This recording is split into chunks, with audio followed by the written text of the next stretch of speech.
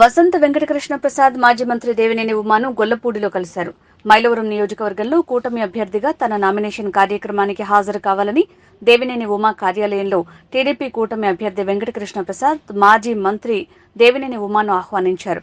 రాజకీయ బ్రోకర్ల మాటలు వినొద్దు, తారతమ్యాలు పక్కనబెట్టి పార్టీ గెలుపు కోసం ప్రతి ఒక్కరూ కృషి చేయాలి అని దేవినేని ఉమా అన్నారు. పాత విభేదాలు పక్కనబెట్టి తెలుగుదేశం పార్టీ అభ్యున్నతికే కృషి చేయాలని, మైలవరం ఎమ్మెల్యేగా కృష్ణప్రసాద్ను ఎంపీగా కేశినేని చిన్నిని అత్యధిక మెజారిటీతో గెలిపించాలని ఉమా అన్నారు. మీరు కష్టపడి మమ్మల్ని 17 ఏళ్ళు నన్ను కాపాడారు. రేపు 5 సంవత్సరాలు ఇతను ఇక్కడ శాసనసభ్యుడిగా పనిచేస్తాడు. అందరం కూడా కలిసి మీ గౌరవాలు కానీ, మీ పట్ట కష్టాన్ని కానీ, మీ ఇబ్బందులు కానీ అధిగమిస్తాం. ఎందుకంటే ఇవాళ తలచొక్కాలు వేసుకొని కళారంగాలు తయారయ్యి మేము పెత్తనం చేస్తామని కృష్ణప్రసాద్ దగ్గర కృష్ణప్రసాద్ మాటలు, నా దగ్గర నా మాట అని చెప్తే వినడానికి ఎవరు కూడా సిద్ధంగా లేము. బట్ ఆ దళాలని ఒక్కరు కూడా మీరు పట్టించుకోవాలి. ఎందుకంటే ఆ రాజకీయ దళాలు ఏంటంటే అలా బతుకు తెరుగు కోసం 15 ఏళ్ళకి కృష్ణప్రసాద్ మీదో, దేవినేని ఉమా మీదో, సుధాకర్ మీదో ఇట్లా చెప్పి బతుకుతూ ఉంటారు. వాళ్ళ గురించి మీరు పట్టించుకోమాకండి. దయచేసి గ్రామాల్లో ఇప్పుడు ఎక్కడ రామకృష్ణ ఉన్నాడు, గుట్టుపల్లి రామకృష్ణ, జాస్తి రామకృష్ణ,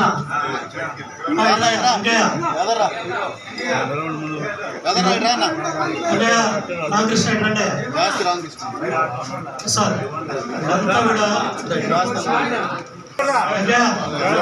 వీళ్ళందరూ ఏంటంటే నిబద్ధతతో శ్యామ్ ఉన్నాడు, ప్రసాద్ ఉన్నాడు, వీళ్ళంతా వెంకటరావు ఉన్నాడు, సో వీళ్ళంతా ఏంటంటే వాళ్ళ తండ్రి నుంచి నరసింహరావు గురించి వాళ్ళకి తెలుసు. వాళ్ళ విగ్రహాన్ని కూడా గుండుపల్లిలో నరసింహి అన్నదమ్ములాగా ఎన్నో పడ్డ కార్యకర్తల మనోభావాలు కానీ, కష్టాలు కానీ, మీరు పడ్డ తిట్లు కానీ, మీ మీద పడ్డ కష్టాలు కానీ, దయచేసి ప్రసాద్ కూడా మన మీద కేసులు పెట్టినట్లు కానీ, పెత్తనాలు చేసిన గుమస్తాలు కానీ వాళ్ళందరినీ కూడా పక్కన పెట్టేస్తాడు, మీకు గౌరవిస్తాడు. కూడా మా పార్టీ సీను అధ్యక్షుడిగా కొండపల్లిలో మరి ఆడదెబ్బలు తిన్నాడు, తిట్లు తిన్నాడు, ప్రసాదం ఇచ్చాడు, నా మీద దెబ్బలాడతాడు. అయినా సరే పార్టీ జెండా పుచ్చుకొని ఎవరో ఇక్కడే లాయర్ శ్రీనివాసరావు ఉన్నాడు. వీళ్ళంతా ఏంటంటే గవర్నమెంట్ బెటర్ చేశారు. తప్పకుండా అవన్నీ చంద్రబాబు నాయుడు గారు, లోకేష్ బాబు అవన్నీ కూడా బాధ్యత తీసుకుంటారు, మేము కూడా బాధ్యత తీసుకుంటాం. కాబట్టి ఇక కేసుల గురించి, ఈ రాళ్ళదెబ్బలు ఇవన్నీ కూడా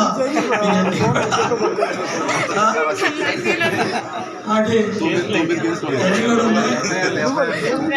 దగ్గర నేను కూడా మన కేసులు తీస్తే 87 కేసులు వచ్చినాయి. కాబట్టి ఇవన్నీ వస్తాయి.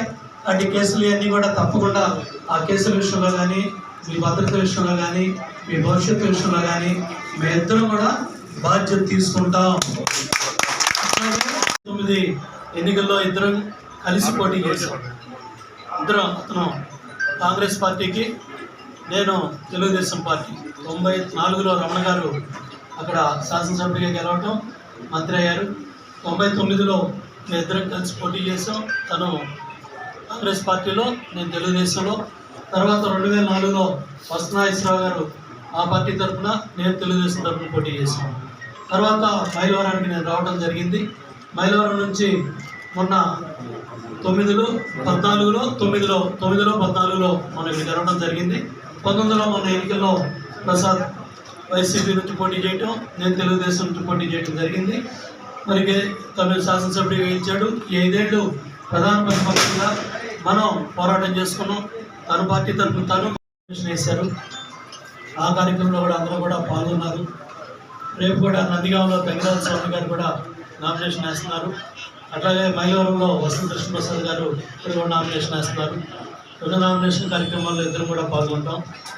అట్లాగే అందరం కూడా కలిసి రేపు ఎన్నికల్లో మన ఎన్డీఏ కూటమి అభ్యర్థుల్ని, అటు కేశినేని చిన్ని, శివనాథ్ గారిని, అట్లాగే వసంత కృష్ణప్రసాద్ గారిని సైకిల్ గుర్తు మీద ఓటేసి మనందరం కూడా మంచి మెజారిటీతో గెలిపించుకొని చంద్రబాబు నాయుడు గారిని ముఖ్యమంత్రిగా చేసుకోవాలి. ఎన్డీఏ కేంద్రంలో, రాష్ట్రంలో అధికారంలో రావాలి. తప్పకుండా మనందరం కూడా కలిసిమెలిసి గతంలో రాజకీయ పోరాటాలు చేశాం, జైలుకి వెళ్ళాం, కేసులు ఉన్నాయి, ఇబ్బందులు ఉన్నాయి, కష్టాలు ఉన్నాయి. కానీ ఇవాళ ఒక రాక్షసుడు ఈ రాష్ట్రాన్ని నాశనం చేస్తూ ఉన్నాడు. ఒక జగన్మోహన్ రెడ్డి పరిపాలన రాష్ట్రాన్ని నాశనం చేస్తుంది అన్ని రంగాల్లో. కాబట్టి ఈరోజు కృష్ణ ప్రసాద్ ఆ పార్టీ నుంచి వచ్చి మన పార్టీలో చేరి మన అభ్యర్థిగా మన ముందుకు వస్తున్నాడు. కాబట్టి వాళ్ళ నాయకుడు తీసుకున్న నిర్ణయానికి మనందరం శిరోధార్యంగా భావించి అందరం కూడా కలిసిమెలిసి గ్రామాల్లో గ్రామ పార్టీలు చాలా పటిష్టంగా ఉన్నాయి, అట్లాగే మండల పార్టీలు ఉన్నాయి, అట్లాగే యూనిట్, క్లస్టర్, బూత్, ఆ విధంగా బాబు షూరిటీ, భవిష్యత్ గ్యారంటీ దగ్గర 63% ప్రజలు మన ఏదైతే ఓటీపీ ఇచ్చి మనతో భాగస్వాములు అయ్యారు. కాబట్టి గ్రామంలోకి వచ్చినప్పుడు తప్పకుండా ఎవరైతే ఆ బూత్ కమిటీ సభ్యులు ఉన్నారో, ఎవరైతే ఆ యూనిట్ సభ్యులు ఉన్నారో, ఎవరైతే ఆ క్లస్టర్ సభ్యులు ఉన్నారో గ్రామ పార్టీ నాయకత్వాన్ని బలపరుస్తూ మండల నాయకత్వాలు కూడా సమన్వయం చేసుకుంటూ అందరం కూడా కలిసిమెలిసి ముందుకెళ్దాం. అంటే అందరూ కూడా ఏదైతే మరి గతంలో పవన్ సుధాకర్రావు గారు ఇక్కడ ఇన్ఛార్జిగా ఆయన పనిచేశారు, ఎన్నికల్లో పోటీ చేశారు, ఓడిపోయి మళ్ళీ మన పార్టీలో చేరారు. ఆయనకి మన పార్టీ ఇన్ఛార్జ్ ఇచ్చిన తర్వాత ఆయన మరి పనిచేసిన తర్వాత నేను రావడం జరిగింది. దగ్గర 15 సంవత్సరాల క్రితం, కరెక్ట్గా 19-20 రోజుల ముందు నేను రావడం. ఎవరైతే ఆ రోజు సమన్వయ కమిటీ సభ్యులు ఉన్నారో ఒక్క నాయకుడిని కానీ ఒక్క కార్యకర్తను కానీ పక్కన తప్పించకుండా, బయట పార్టీలకు పోనివ్వకుండా, వాళ్ళకి ఇచ్చిన పదవుల్ని గౌరవిస్తూ, ఏదో కుటుంబం తర్వాత ప్రతి ఒక్కరిలో ఇద్దరిలో ఒకటి మంచి ఉంటుంది, ఒకటి చెడు ఉంటుంది, ఒకటి తప్పు ఉంటుంది, ఒకటి రైట్ ఉంటుంది. అయినప్పటికీ కూడా అన్నీ సమన్వయం చేసుకొని ఈ 15 సంవత్సరాలు కూడా ప్రతి ఒక్క కార్యకర్త నాయకుడు పవన్ సుధాకర్రావు ఎవరినైతే నియమించారో వాళ్ళందరినీ కూడా తెలుగుదేశం పార్టీ ముందుకు తీసుకెళ్ళిందని చెప్పి, అదేవిధంగా ఇక్కడ శాసనసభ్యుడిగా కృష్ణప్రసాద్ కావచ్చు, ఒక బాధ్యత గల పదవిలో నేను ఉండటం కావచ్చు, పార్టీ జనరల్ సెక్రటరీగా కావచ్చు, మేమిద్దరం కూడా మీ అందరికీ అందుబాటులో ఉంటాం.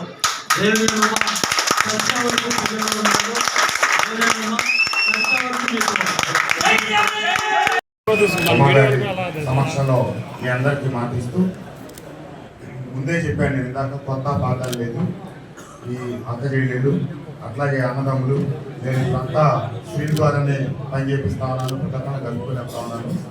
ఏదన్నా మన అఫ్సర్ భాయ్ దగ్గర జరిగిన విషయం కూడా నేను ఉద్దేశపూర్వకంగా చేసినాయి కాదు, అక్కడ ఒక క్రమంలో జరిగింది. వాళ్ళు గతంలో కొంచెం యాక్టివ్గా ఉన్నారంట, మళ్ళీ యాక్టివ్గా వచ్చారు. క్రమం సమయం తక్కువ, పార్టీ కుటుంబం చాలా పెద్దది.